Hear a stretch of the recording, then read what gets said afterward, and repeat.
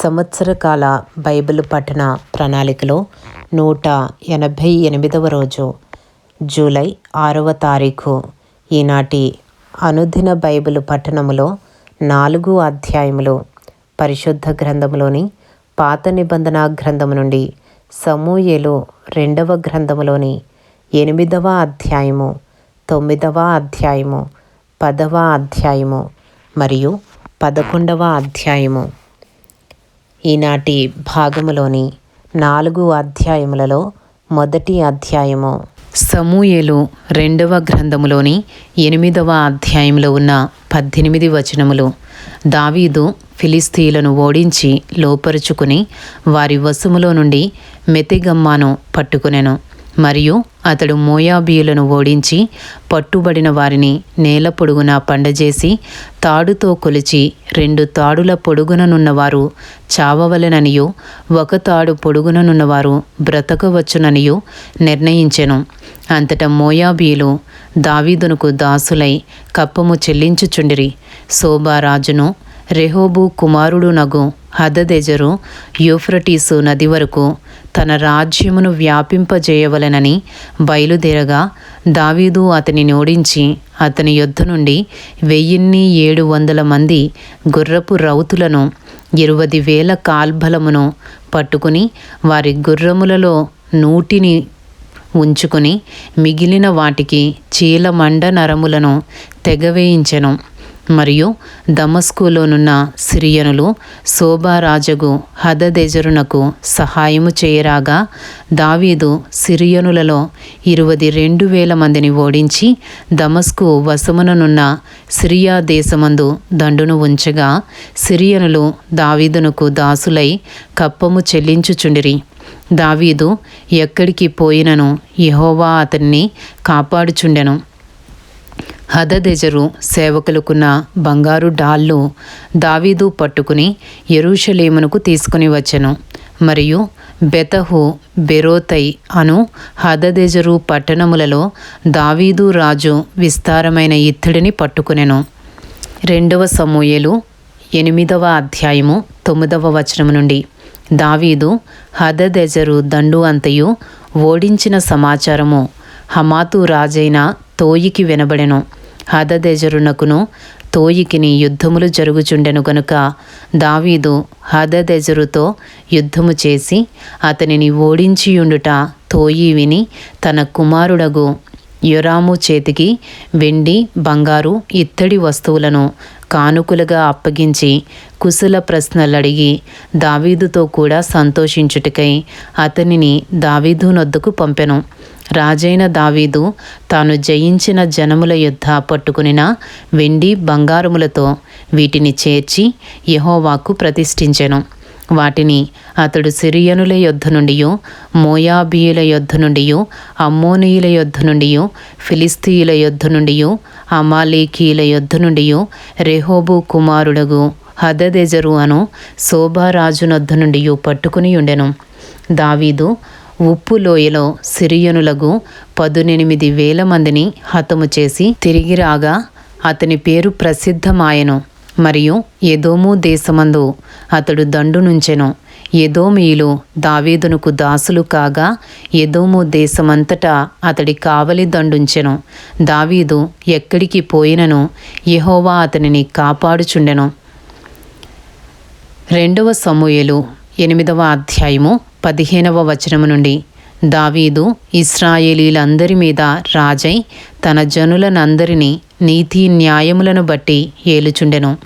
సెరూయా కుమారుడగు యోవాబు సైన్యమునకు అధిపతి అయి ఉండెను.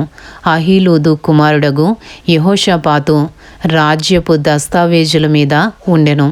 అహీటూబు కుమారుడగు సాదోకును, అబ్యాతారు కుమారుడగు అహిమెలెకును యాజకులు. సెరాయా లేఖికుడు. యెహోయాదా కుమారుడగు బెనాయా కెరేతీయులకును పెలేతీయులకును అధిపతి. దావీదు కుమారులు సభాముఖ్యులు. ఇంతటితో సమూయేలు 2వ గ్రంథములోని 8వ అధ్యాయంలో ఉన్న 18 వచనములు పూర్తి చేయబడినవి. ఈనాటి భాగములోని 4 అధ్యాయములలో 2వ అధ్యాయము సమూయేలు రెండవ గ్రంథములోని 9వ అధ్యాయంలో ఉన్న 13 వచనములు.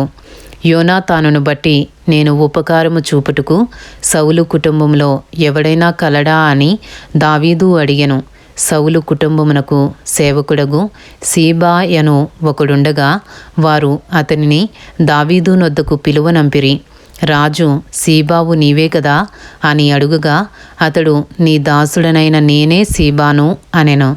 రాజు, యెహోవా నాకు దయచూపినట్లుగా నేను ఉపకారము చేయుటకు సౌలు కుటుంబంలో ఎవడైనా ఒకడు శేషించియున్నాడా అని అతనిని అడుగగా, సీబా యోనాతానుకు కుంటి కాళ్ళు గల కుమారుడొకడున్నాడని రాజుతో మనవి చేసెను.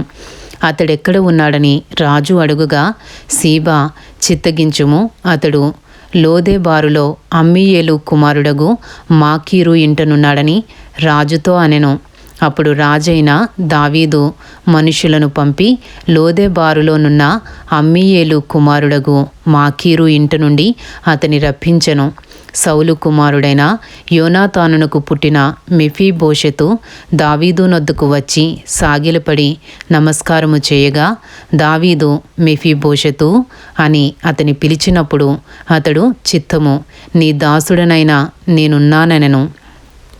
అందుకు దావీదు, నీవు భయపడవద్దు, నీ తండ్రి అయిన యోనాతాను నిమిత్తము నిజముగా నేను నీకు ఉపకారము చూపి నీ పితరుడైన సౌలు భూమి అంతయు నీకు మరలా ఇప్పింతును. మరియు నీవు సదాకాలము నా బల్ల యుద్ధనే భోజనము చేయుదువని సెలవీయగా, అతడు నమస్కరించి, చచ్చిన కుక్క వంటి వాడనైన నా ఎడల నీవు దయచూపుటకు నీ దాసుడనగు నేను ఎంతటి వాడను అనెను.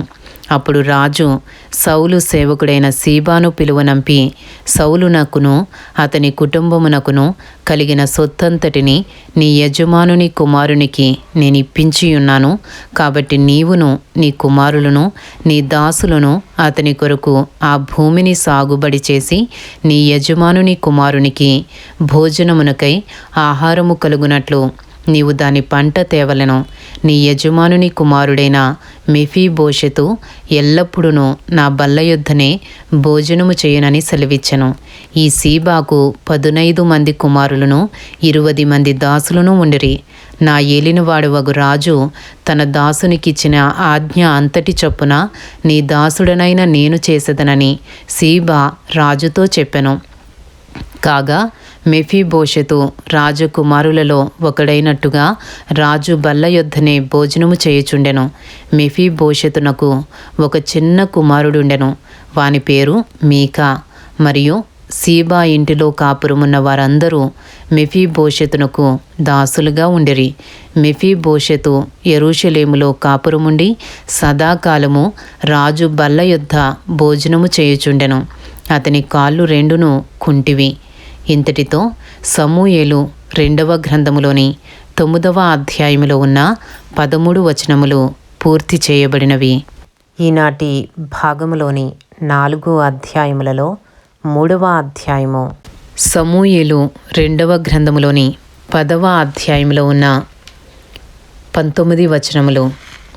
పిమ్మట అమ్మోను రాజు మృతి నొందగా అతని కుమారుడగు హానూను అతని రాజ్యము నేలుచుండెను.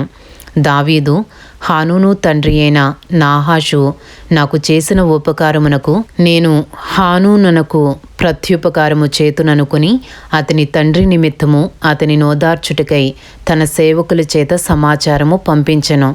దావీదు సేవకులు అమ్మోనీయుల దేశములోనికి రాగా అమ్మోనీయుల ఘనులు తమ రాజగు హానూనుతో ఇలాగూ మనవి చేసిరి, నీ తండ్రిని సన్మానించుటకే దావీదు నీ యొద్దకు ఓదార్చు వారిని పంపెనని నీవనుకునుచున్నావా? నీ పట్టణమును నాశనము చేయవలనని దాన్ని శోధించుటకై వారిని అతడు వేగు నిమిత్తమే పంపించి ఉన్నాడని నీకు తోచలేదా? అంతటా హానూను దావీదు పంపించిన సేవకులను పట్టుకుని సగము గడ్డము గొరిగించి వారు తొడుగుకొనిన బట్టలను నడిమికి పెర్రల మట్టుకు కత్తిరించి వారిని వెళ్ళగొట్టెను. ఈ సంగతి దావీదునకు వినబడినప్పుడు ఆ మనుషులు బహు సిగ్గునొందిరని వారిని ఎదుర్కొనుటకై మనుషులను పంపించి, మీ గడ్డములు పెరుగు వరకు యెరికో పట్టణమందు ఆగి అటు తరువాత రండని వారితో చెప్పుడనెను.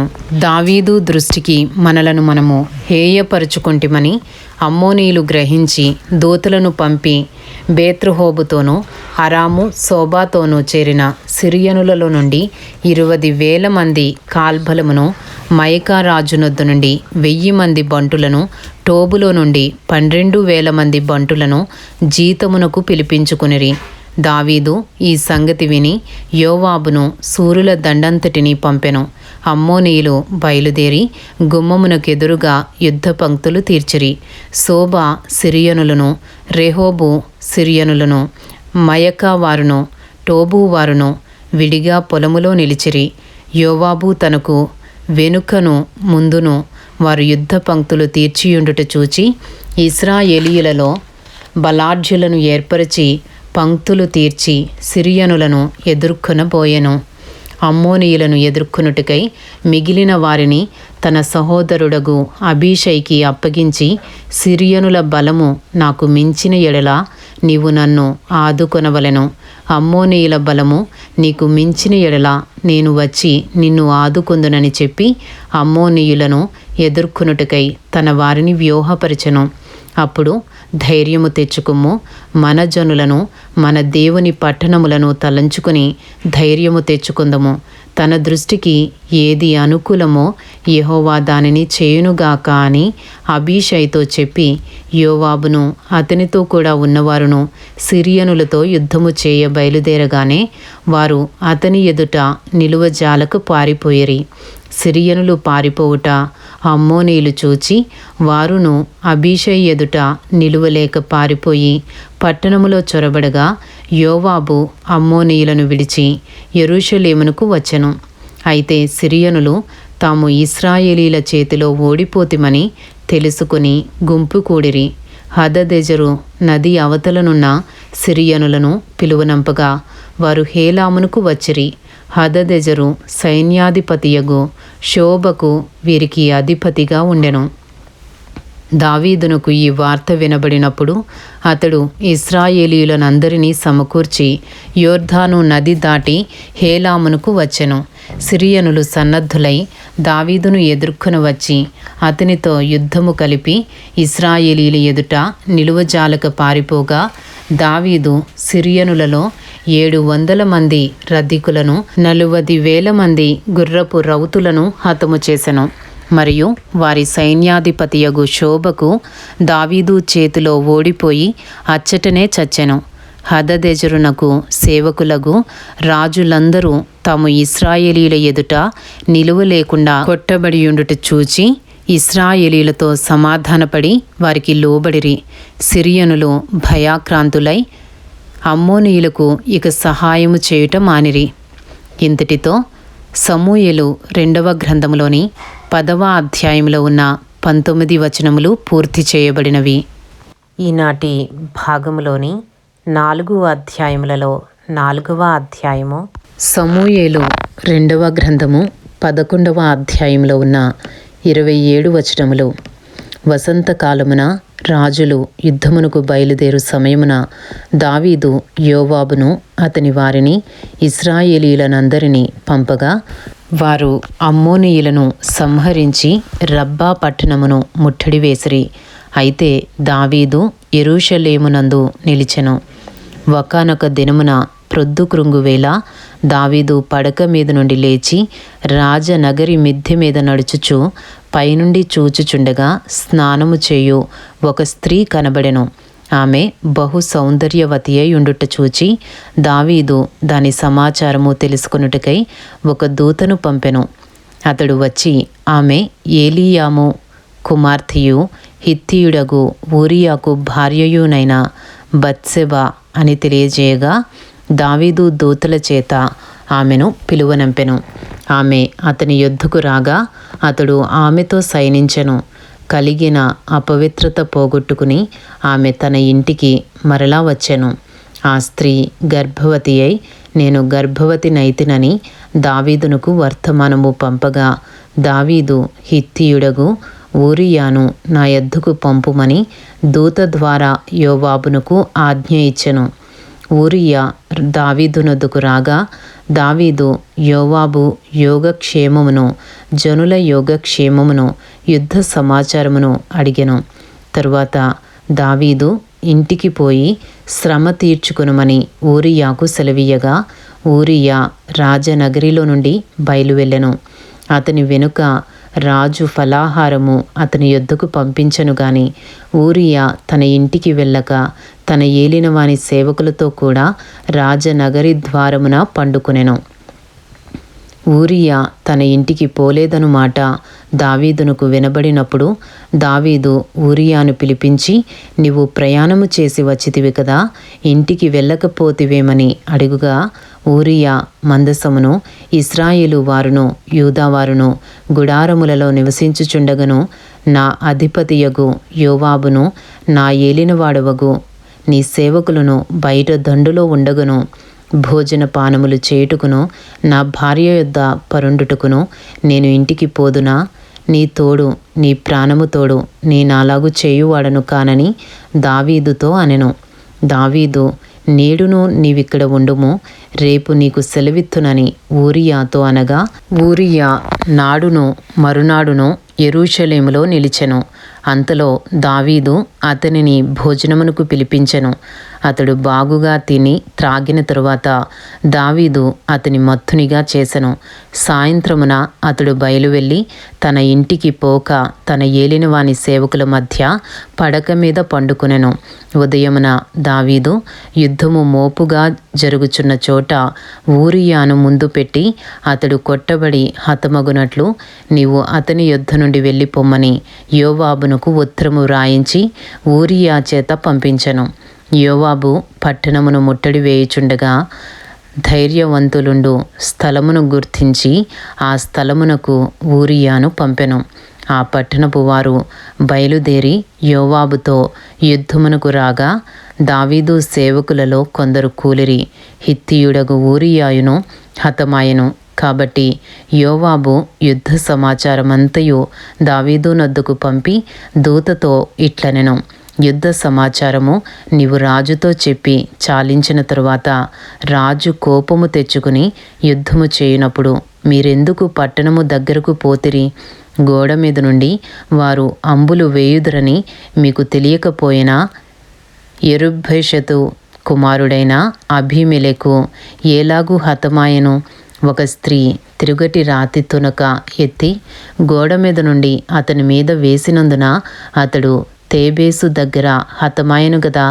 ప్రాకారము దగ్గరకు మీరెందుకు పోతిరని నిన్నడిగిన ఎడల నీవు తమరి సేవకుడగు ఊరియాయు హతమాయెనని చెప్పుమని బోధించి దూతను పంపెను. దూత పోయి యోవాబు పంపిన వర్తమానమంతయు దావీదునకు తెలియజేసెను. ఎట్లనగా ఆ మనుష్యులు మమ్మను ఓడించుచు పొలములోనికి మాకెదురు రాగా మేము వారిని గుమ్మము వరకు వెంటాడి గెలిచితిమి. అప్పుడు ప్రాకారము మీద నుండి విలుకాండ్రు తమ సేవకుల మీద అంబులు వేయగా రాజు సేవకులలో కొందరు హతమైరి. తమరి సేవకుడైన హిత్తీయుడగు ఊరియా కూడా హతమాయెను. అందుకు దావీదు, నీవు యోవాబుతో ఈ మాట చెప్పుము, ఆ సంగతిని బట్టి నీవు చింతపడకుము. ఖడ్గము ఒకప్పుడు ఒకని మీదను ఒకప్పుడు మరి ఒకని మీదను పడుట కద్దు.